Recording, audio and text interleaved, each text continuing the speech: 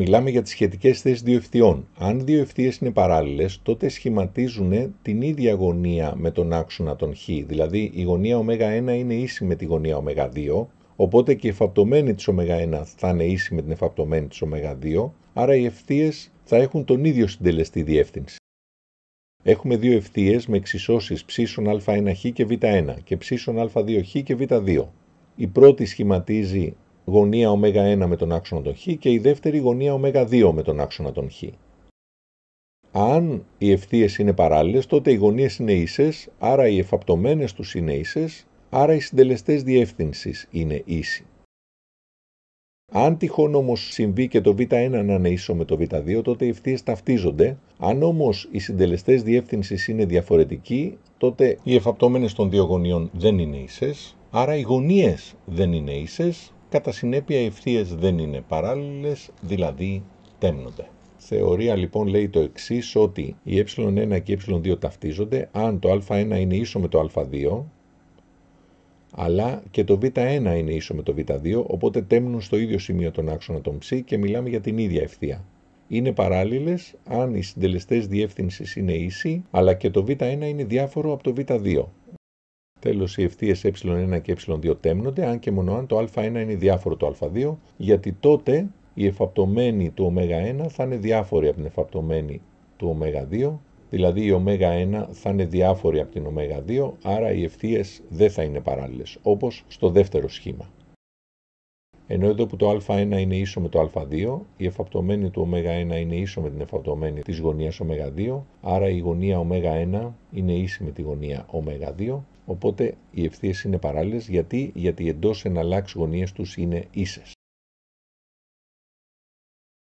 Πώς θα λύσουμε τώρα αυτή την άσκηση όπου μας ζητάει να βρούμε το λάμδα για τις οποίες οι ευθείες ε1 και ε2 είναι παράλληλες?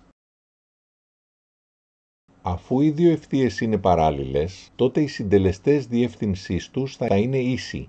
Ποιος είναι ο συντελεστής διεύθυνσης της ε1? Η ε1 είναι της μορφής ψ αλφα χ και β. Το α, ο συντελεστής διεύθυνσης, είναι το λάμδα στη δευτέρα μείον 4 λάμδα. Άρα θα έχουμε λάμδα στη δευτέρα μείον 4 λάμδα, θα είναι ίσο με το 6 λάμδα μείον 25 που είναι ο συντελεστής διεύθυνσης της δεύτερης ευθείας. Για να λύσουμε αυτή την εξίσωση. Αυτή είναι μια εξίσωση δευτέρου βαθμού. Τι κάνουμε για να τη λύσουμε?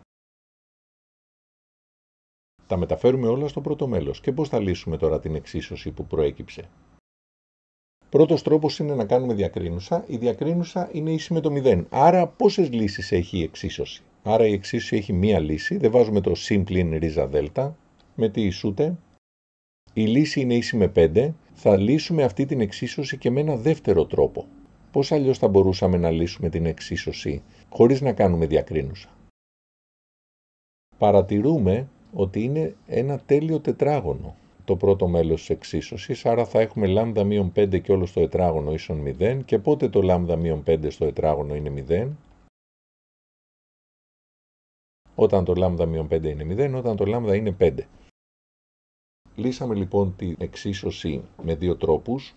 Τώρα για λάμδα ίσον 5, ποια είναι η εξίσωση της ευθείας ε1?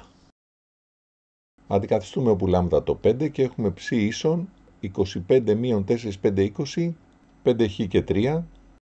Και η ε2 τι εξίσωση έχει? Αν βάλουμε όπου λάμδα το 5, έχουμε ψ ίσον 5χ και 4. Άρα οι ευθείες είναι παράλληλες, δεν ταυτίζονται. Γιατί υπήρχε περίπτωση να ταυτίζονται κιόλας, ήταν λίγο επικίνδυνο. Απαντάμε λοιπόν, άρα ε1 παράλληλη στην ε2. Αν τυχόν είχαμε αντί για λάμδα πλην 2, λάμδα πλην 1, τότε οι ευθείες θα ταυτίζονταν, γιατί και η πρώτη εξίσωση θα έβγαινε 5χ και 3.